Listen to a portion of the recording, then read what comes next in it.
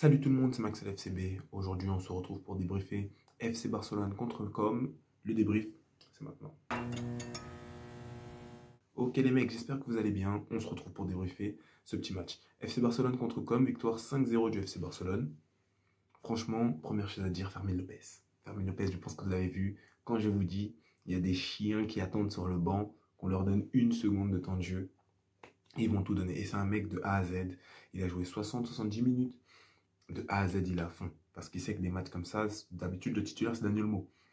Il doit montrer que non, lui, il peut faire plus que lui. Et que Flick doit des fois aussi changer et le mettre lui au début. Et faire jouer les 30 minutes au changement des 60 minutes à l'heure de jeu à chaque fois à Daniel Mo. Parce que là, aujourd'hui, il a montré, il a prouvé et il se la tue, mon gars. Fermin Lopez, il est surpuissant. Il est surpuissant, il a mis 2 buts, je pensais qu'il allait mettre 3. Je pensais que ça allait se décupler. Mais vraiment, ce mec-là, coup sur coup, et le deuxième but, les gars, une pêche, Lulu. Donc c'est pas Lulu, mais frappe haute. C'est ce qu'on aime pour marquer, pour faire exprès de marquer, tu vois, c'est le vraiment, il a vraiment bien agi. Et donc voilà, Fermin Lopez qui nous vient, il nous vient une claque, un doublé directement, très rapidement dans le jeu.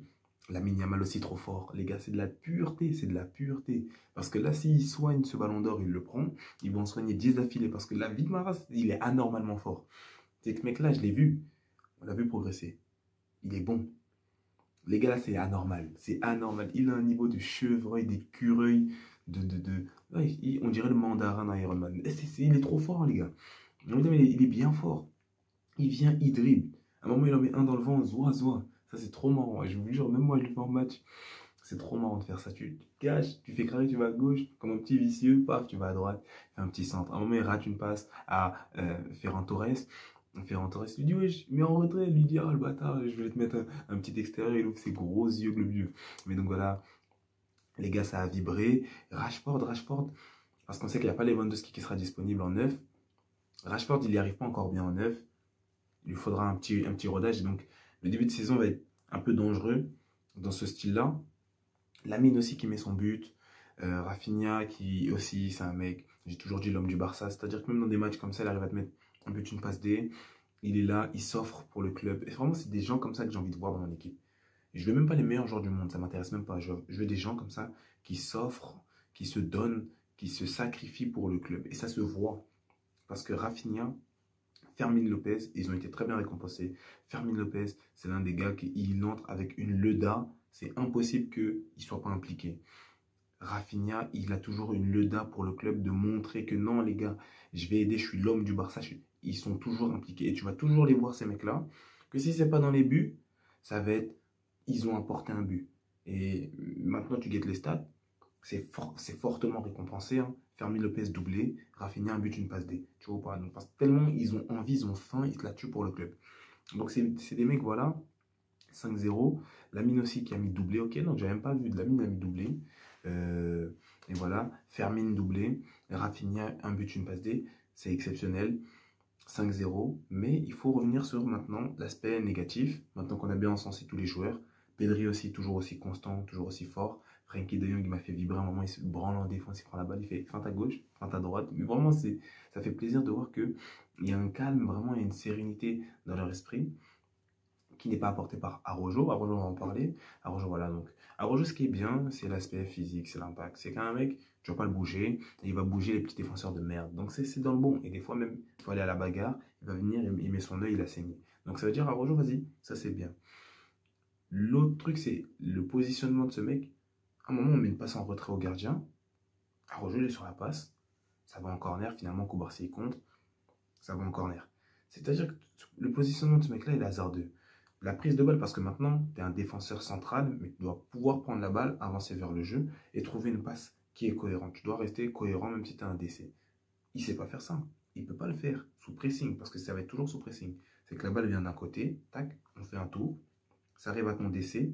Le prochain décès est pris par le 9 qui s'attend à la passe.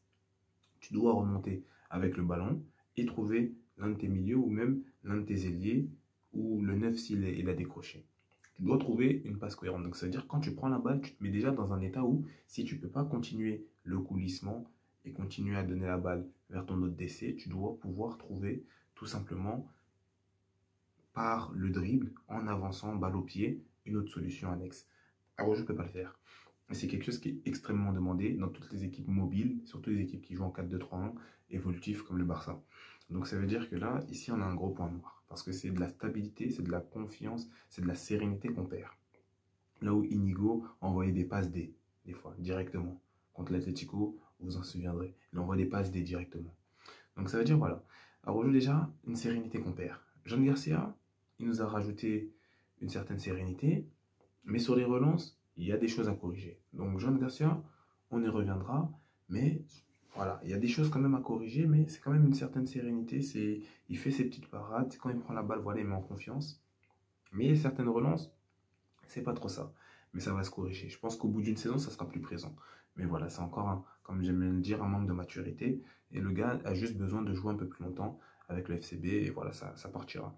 Maintenant, l'autre point dont j'ai besoin de parler, comme d'habitude, à chaque fois que vous allez venir ici, je me plains de ça, l'entame de match. Et le fait que, pour marquer contre le FC Barcelone, c'est toujours la même chose. C'est tu passes un de tes ailiers ou un de tes latéraux sur le côté, il fait un centre et un but. Parce qu'on joue en piège hors jeu ultra haut. Donc ça veut dire qu'on peut lancer un pétard sur un côté, le gars va partir de tellement derrière toi puisqu'il ne sera pas à ta ligne, il va partir de tellement derrière toi qu'il c'est impossible qu'il soit hors jeu, puisqu'on peut être hors jeu dans son propre camp. Il va toujours pouvoir faire la même action. Donc ça veut dire que c'est des trucs, on n'a toujours pas trouvé la solution défensive pour pallier à ce problème-là, c'est des trucs qui auront toujours lieu. Et l'entame de match, comme d'habitude, est mauvaise. On a failli prendre un but encore en 30 secondes, en 40 secondes. Donc l'entame de match est mauvaise. Et la réponse après n'a pas été assez clinique pour moi. Je vais m'expliquer. Certes, il y a 5-0, mais ce match-là, il faut dire la vérité, c'est que dès le début, des fois, on a des actions qu'on a manquées. Il y a des actions qu'on a manquées. Je peux accepter qu'on ne mette pas tout. Mais comme je vous dis, les vraies équipes, parce qu'en fait, c'est difficile de juger ce match-là parce que comme il pue la merde, c'est pas une top équipe. C'est même en Serie A, ils ne sont pas dans le top 10. Donc ça veut dire que c'est une équipe de merde. Donc ça veut dire ils ont usé ils ont eu, tu vois, ils ont eu le début des faiblesses du Barça, c'est-à-dire que pas sur le côté et après il fallait centrer, ils ne l'ont pas fait parce qu'ils n'ont pas la qualité pour, mais une top équipe pourra te faire bien plus mal. Et à ce moment-là, ils marqueront. À ce moment-là, ils marqueront parce qu'on fait toujours des mauvaises entames de match où l'équipe en face est toujours plus forte que nous. Peu importe contre qui on joue, l'équipe en face, on a joué contre des équipes de Corée, ils sont toujours plus forts que nous les 4 premières minutes, les 5 premières minutes. Donc ça, on doit le corriger. Parce que c'est toujours là-bas où on fait un mauvais départ de match. Et le FC Barcelone, cette saison, la saison précédente plutôt, ou je sais pas si on peut dire cette saison, j'ai rarement vu le FC Barcelone mener d'abord et puis perdre le match. Ou et puis peut-être faire égaliser, mais c'est très rare. Le FC Barcelone, dès qu'ils mènent, ils appuient. 1, 2, 3, 4. Donc ça veut dire que si on arrive à couper ce défaut des entames de match qui sont mauvaises du FCB, on gagne tous nos matchs. Parce qu'à chaque fois qu'on prend des buts, maintenant, soit on rattrape, on dépasse, mais vas-y, on a fait un match héroïque. Donc ça devait être un match 3-0, ça va être un match 4-3 où on a dû mettre 4 buts parce qu'ils en ont mis 3, tu vois quoi. Donc des matchs qui auraient pu être 3-0 calme, mais on a mal commencé le match, on s'est mis dans de mauvaises conditions et ça veut dire qu'à chaque fois, même si on marque beaucoup de buts, on en prend beaucoup, et surtout que tes buts, d'abord, dans un premier temps, tu n'es pas heureux de les mettre parce qu'ils te servent juste à rattraper l'écart au score que vous êtes vous-même creusé finalement, tu vois. Et de deux, voilà, si toi tu marques en avance, parce que le FC Barcelone, ça enchaîne. Là, on a marqué la 21e, 35e, 38, 42. Donc, tu vois, ça veut dire que le poteau 35, 38, 42, il s'est pris un but quasiment toutes les 3-4 minutes. Tu vois, 35, 38, 40, c'est de la dinguerie. C'est toutes les 4 minutes, boum, but, boum, but, boum, but. Tu comprends? Donc, ça veut dire, les gars, nous, on enchaîne. On a des phases comme ça. Mais c'est des buts que, si maintenant, c'est des buts que tu mets au-dessus. Donc, ça veut dire que c'est des buts maintenant qui créent le 4-0, tu vois. Tu tues le match. Mais si c'est des buts où tu as mis 3 buts, mais en fait, il y a 3-2 parce que tu en as pris 2 avant, est-ce que vous comprenez? Donc, c'est pour ça, dans la globalité, que certains matchs ont été perdus par le FC Barcelone l'année dernière et aussi pour ça qu'on n'est pas passé du tout face à l'Inter. Autre point aussi à aborder, c'est que les remplaçants ne sont pas remplaçants pour rien. C'est-à-dire qu'on a fait quelques changements, on a senti que l'équipe, et donc c'est-à-dire que c'était un Barça un peu différent, moins de contrôle, moins de performance, moins de maturité. Ça aussi, je veux dire. C'est que Fermin Lopez aussi, il y a des moments, il n'y a pas assez de maturité de se dire, on peut aussi un peu plus calmer. C'est un cocaïnomane comme Gavi, donc c'est-à-dire les deux speak. Les deux speak, mais il y a des fois, vas-y, calme le jeu, on va repartir un peu plus doucement. Non, Fermin, lui, c'est la force tout le temps. Et alors que ces choses, c'est pas la force. Ces choses, c'est pas la force. Et lui, non, vers l'avant, directement. Donc ça, c'est un truc aussi de maturité, où le poteau, il va grandir de lui-même, avoir un peu plus de temps de jeu, parce que je pense que c'est ça qui le démange. Et il va se stabiliser, tu vois. Il va se stabiliser. Pedri, il a déjà cette maturité, donc il est dans le calme, il apporte une sérénité, une tendresse, il te fait une passe. Tu vois, c'est le paradis, tu vois. Elle est calme, la passe, elle te met dans les bonnes dispositions. Mais Fermine essaye trop de forcer des fois vers l'avant, ou de tenter des dribbles de malades mentaux, de brutes, épaisses, mais qui réussira plus tard, tu vois. Mais c'est la maturité, c'est que c'était pas le bon moment pour faire ce dribble-là, tu vois.